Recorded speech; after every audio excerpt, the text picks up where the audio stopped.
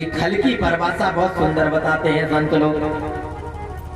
कहते जो खाए और लड़े, खल में दो अक्षर है ना, खा और ला। तो जो खाए और लड़े, बस जिसके सिर्फ दो काम रहते हैं, खाना और लड़ना, वो खल है। एक संत कहते एक चीज और इसमें, जिसका खाए उसी से लड़े, वो है खल। उसी का खाए और उसी से लड़े। तो इसलिए महाराज कहते हैं वो जो धुंधकारी था वो महाखल हुआ और गोकर्ण विद्वान पंडित हुए। समय के साथ दोनों ने नाम कमाया। कैसा? एक तो विख्यात हुआ और दूसरा कुख्यात हुआ। पंडित जी ने अच्छे में नाम कमाया, धुंधकारी ने बुराई में नाम कमाया। जुआ खेलना, शराब पीना, लड़ाई करना, झगड़े करना, सारे दुनिया के दुर्गुण सीख लिए। ये नियम है। एक एक जिस गुण को पकड़ना प्रारंभ कर दो, उसके सारे गुण भाई बहन आने शुरू हो जाते हैं। कैसे? जैसे आपने किसी परिवार में रिश्तेदारी की, तो आप जिस परिवार में रिश्तेदारी करते हैं तो उस परिवार के भैया, चाचा, उनके मौसिया, उनके फूफा, उनके मामा, सबसे रिश्तेदारी हो जाती है। एक बिटिया या लड़का किसी के घर में ब्याया, तो ब्याया किसको है? लड़के को, एक को। लेकिन रिश्तेदारी उनके मामा, जितने मामा 20 मामा है तो सारे 20 मामा से भी तुम्हारी रिश्तेदारी हो गई। जितने फूफा हैं सारे फूफाओं से भी तुम्हारी रिश्तेदारी समझाना हो गया। सबसे बन गया। रिश्ता एक किया था और कितने रिश्ते बढ़ गए एक रिश्ते में? बोलो। अनेक रिश्ते बढ़ गए। ऐसा ही इस संसार में नियम है। यदि आपने अपने अंदर एक बुराई से रिश्तेदारी कर ली, आपने नशा करने की एक बुराई से रिश्तेदारी कर ली, मतलब एक नशा करने लगे आप, तो उस नशे के जितने रिश्तेदार, मामा, फूफा, मौसिया, जो भी होंगे, वो सब तुम्हारे रिश्तेदार हो जाएंगे और धीरे धीरे तुम्हारे अंदर सब कुछ आ जाएगा। सबसे जुड़ जाओगे। एक अच्छी चीज पकड़ ली, सारे जुड़ जाएंगे। ये नियम है। आज भगवान की भक्ति से जुड़े हैं, तो यदि हमने एक गोविंद को पकड़ लिया तो गोविंद से लेके राधे रानी सरकार से लेके सारे 84 कोस ब्रज की गोपिकाएं, ब्रजांगनाएं, देवता, देवी, सब लोग हमारे हो गए। और एक दुष्ट से जुड़ गए तो जितनी दुष्ट आत्माएं हैं वो सब जुड़ जाएंगे। एक बार ऐसे ही एक व्यक्ति को पकड़ करके एक जगह लेकर के आए और उसकी झड़ाई चल रही थी। पूछा कि क्या है? बताया। बोले महाराज इसके ऊपर 71 भूत हैं। महात्मा जी ने कहा शिष्यों से कि क्यों शिष्य, तुम्हें कुछ समझ में आया? बोले नहीं महाराज। बोले देखो, बोले सबसे पहले जब इस पर आया होगा तो एक भूत आया होगा, 71 नहीं आए होंगे। इकट्ठे थोड़ी 71 आए होंगे। एक आया और एक आया तो फिर उसने अपनी दोस्ती का दूसरा बुलाया, फिर उसने तीसरे को बुलाया, फिर चौथे को। धीरे धीरे 71 हो गए। अपनी समाज पूरी जोड़ ली। ये नियम है। हम जिसको पकड़ लेंगे, एक को पकड़ोगे, अनेक आते चले जाएंगे। धीरे धीरे धीरे धीरे पूरी बारात आ जाएगी। इसलिए हमें अपनी बेटों को धुंधकारी जैसा नहीं बनाना। यदि एक दुर्गुण बेटे ने पकड़ लिया, कुछ लोग कहते महाराज बस कुछ नहीं है, थोड़ा सा गांजा ही तो पीता है, बाकी तो उसके सारे कुछ अच्छे हैं। उसी गांजे के चक्कर में धीरे धीरे इतने आ जाएंगे कि पता ही नहीं चलेगा। फिर ये नियम है। और धुंधकारी के साथ आज यही हुआ है। जुआ भी खेलने लगा, शराब पीने लगा, वेश्यावृत्ति करने लगा, सारे दुर्गुण करने लगा। अब तो हालत ये हो गई महाराज कि पहले पंडित जी रो रहे थे कि महाराज कोई बेटा नहीं है, आज प्राण त्याग देंगे, बेटा चाहिए, बेटा चाहिए। और आज पंडित जी महाराज रो रहे हैं कि बेटा क्यों है ऐसा पापी, ये ना हो तो अच्छा, इससे अच्छे तो मर जाए।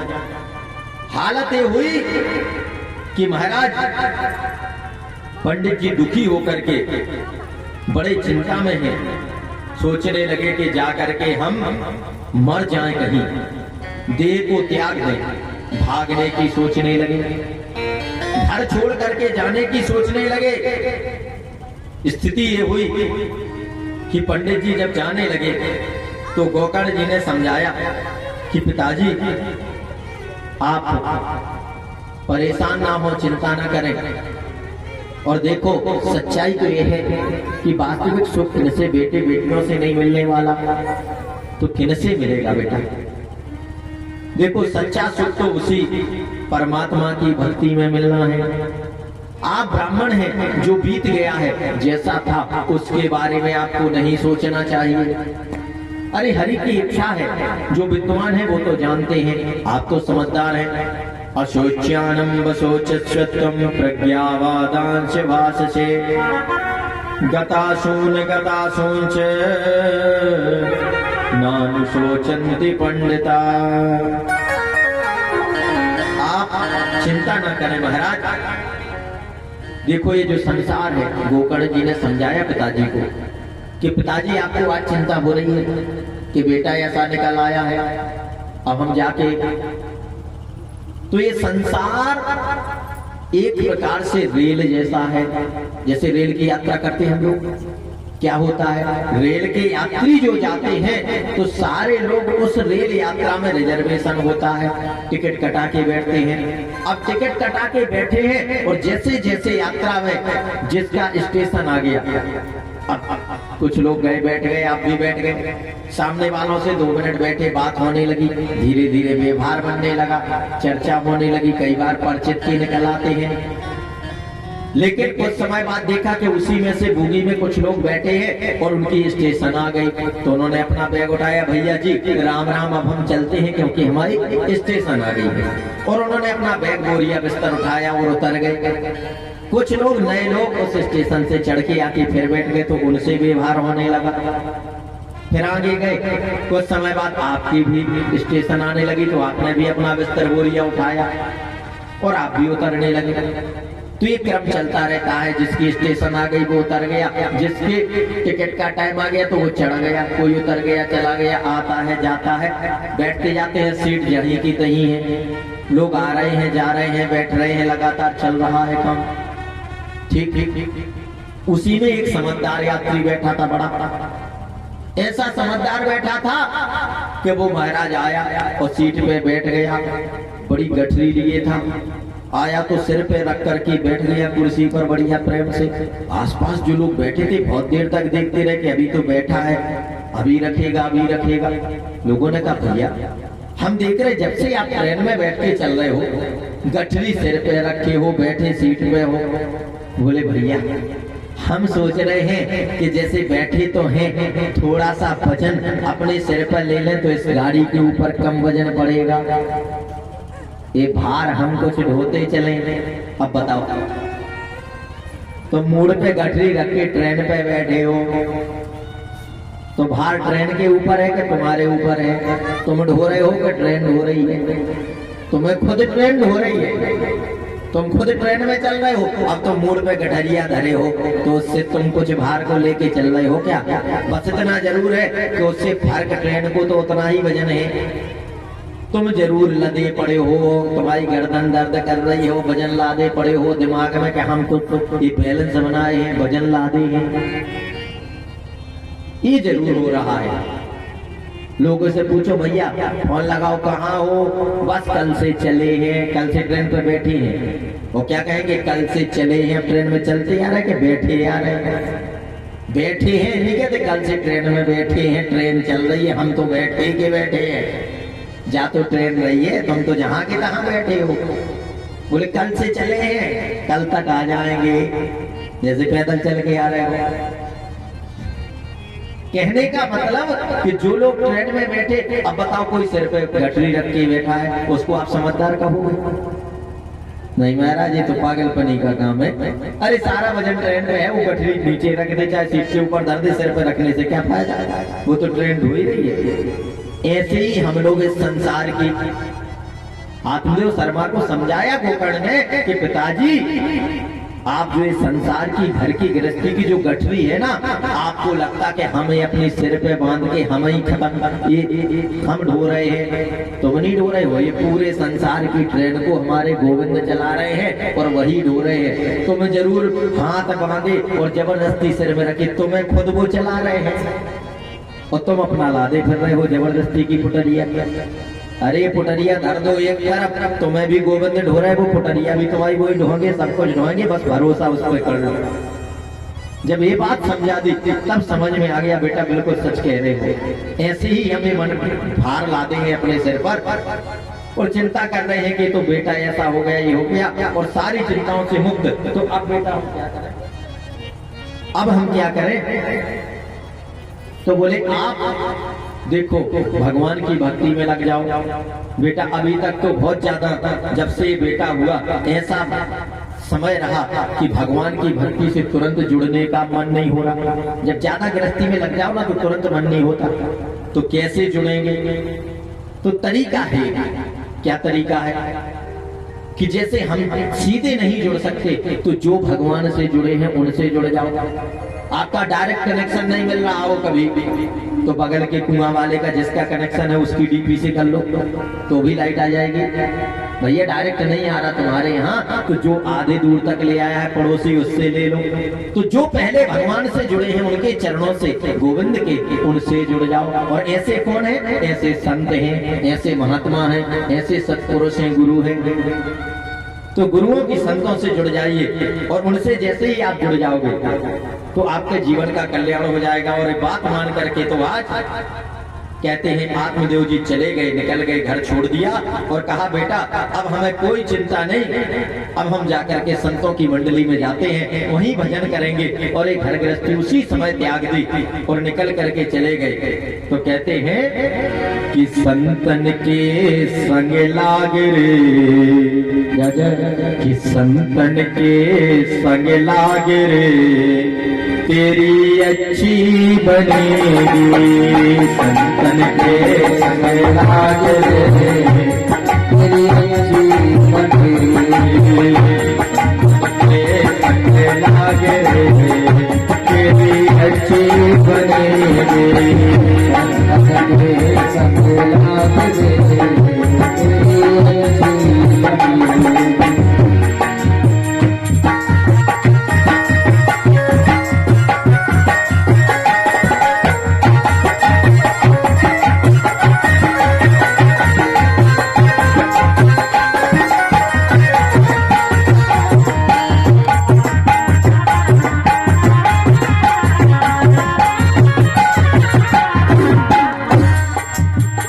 अच्छी बनेगी तेरी बिगड़ी बनेगी, अच्छी बनेगी तेरी बिगड़ी बनेगी।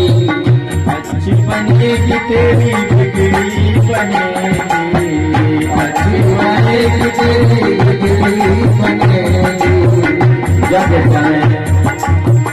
जाग सके तो जागे तेरी अच्छी बनेगी।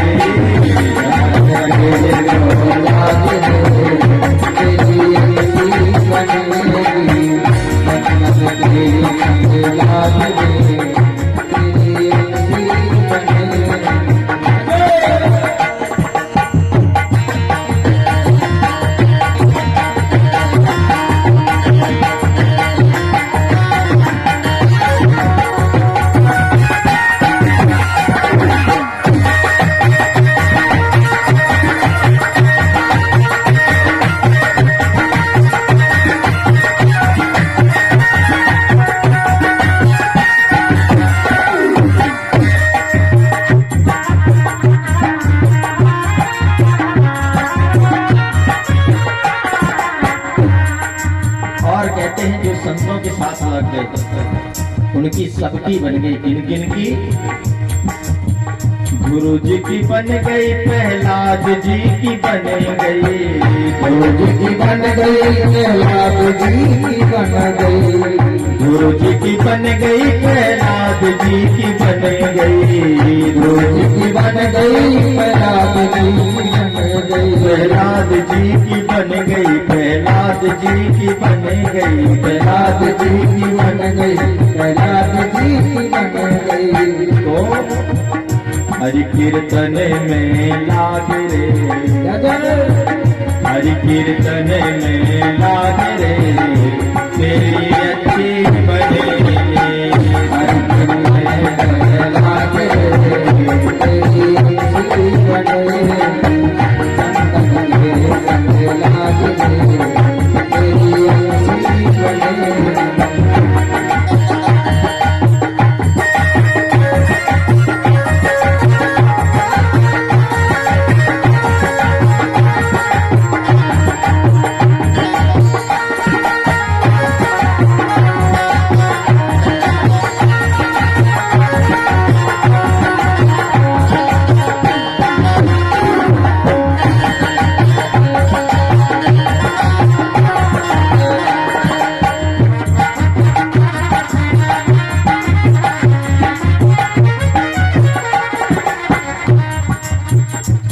और संतों की जब कृपा होती है तो कहते हैं ये जीवन कौवे से लेकर के हंस की भांति बदल जाता है।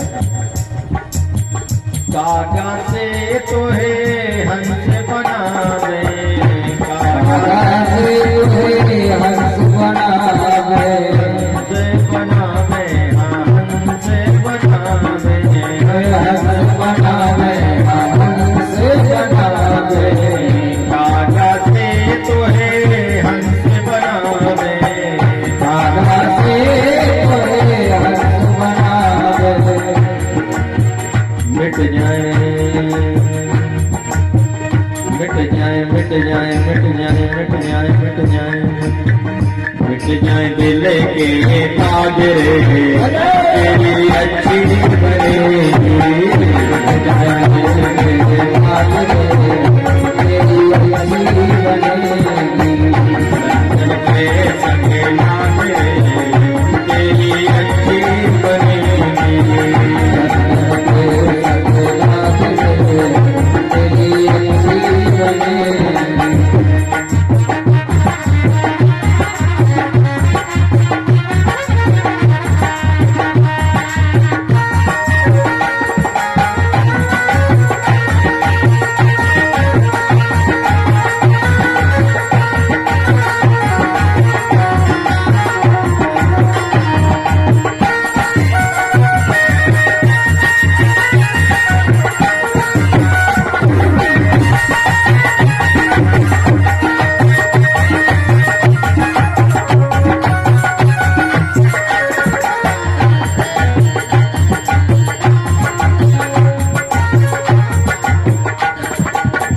और इस संसार की मोह रात्रि है, देखने में दिन दिखता है लेकिन सब मोह माया की रात्रि को सोते हैं। तो कहते हैं मोह रात्रि में बहुत दिन सोया, बहुत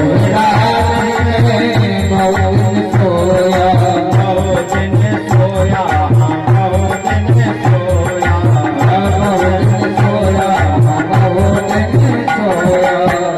जाग सके तो जाग रे, जाग सके तो जाग रे, तेरी अच्छी बनेगी, तेरे संग लाग रे, तेरी अच्छी बनेगी,